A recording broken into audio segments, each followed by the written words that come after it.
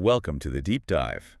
Today, we're digging into day one of the India-England first test over at Headingley. Yeah, and what a day it was. India ending up 359 for 3. Yeah. Pretty commanding position. Absolutely. They really sort of bossed proceedings, didn't they? Yeah. Especially considering, the start, Right. England won the toss, bit overcast, decided to have a bowl first. which looked like the right call, on paper at least. Moisture around, new ball at Headingley. You'd think so. Exactly. You'd definitely back your bowlers in those conditions. So, the mission today is really to figure out how India flipped that script and just dominated. Let's get into it. It started pretty solidly for India, actually, that opening partnership. Oh, yeah. Jaiswal and KL Rahul, 92 runs. The sources called it rock solid. Calm, composed, classy. It felt like more than just runs, though. Given England chose to bowl, how important was just surviving that initial spell? Immense. Absolutely immense. It wasn't just about the scoreboard ticking over. It was about completely neutralizing that new ball threat. Right, taking the sting out of it. Precisely. Jaiswal and Rahul, they just settled in, looked comfortable.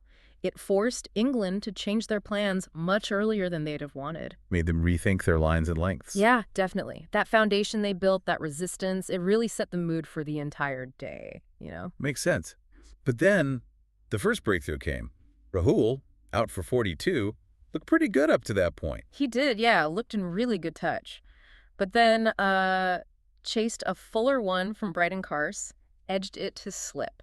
Why is that full ball so tempting, but also so risky, especially when you feel like you're playing well? Well, that's classic Test cricket, isn't it? A full delivery invites the drive, you're feeling good, seeing the ball well, you back yourself to hit it. Confident. Exactly. But the ball's still relatively new. There might be just a tiny bit of movement, late swing or seam. Enough to catch the edge. Just enough. If your timing isn't absolutely perfect, especially driving away from your body slightly, that edge is always a possibility. Carse just found it. And then, almost immediately, disaster strikes again for India. The debutante, Sai Sudharshan. Yeah, tough start for him. Out for a duck. Bowled by Ben Stokes, only faced 4 balls. So suddenly, you go from 92 for none, looking solid, to 92 for 2. A proper wobble. That was it. That was the wobble. And honestly, that was probably England's biggest chance right there. To really crack the game open. Yeah, 2 quick wickets, a debutante gone cheaply. That's often when a batting side can crumble, Could have easily become 3 or 4 down quickly. But it didn't. It didn't. And I think how India responded right after that was, well, it was quite telling. Showed real mental strength. Sent a message back to England, perhaps? Sort of like, okay, you got 2, but we're not folding. Yeah.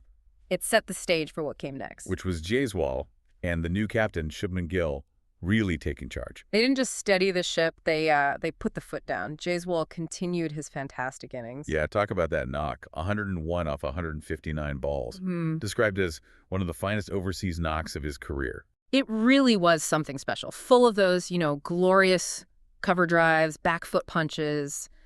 Looked in total control. Shame he got out just after the 100. Stokes again. Yeah, Stokes bowled really well. We'll get to him. But by the time Jaiswal got out, he'd done the damage. He'd set that dominant tone. Absolutely. And Gill at the other end.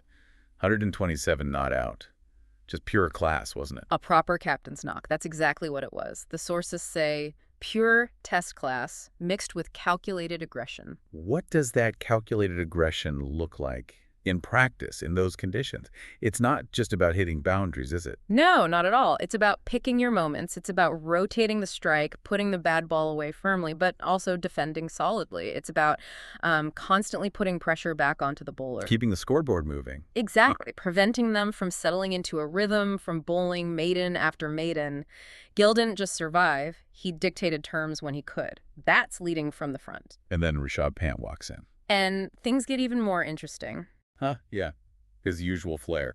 65 not out off 102 balls, 10 fours, 2 sixes. The sources say his tempo just disrupted the bowlers.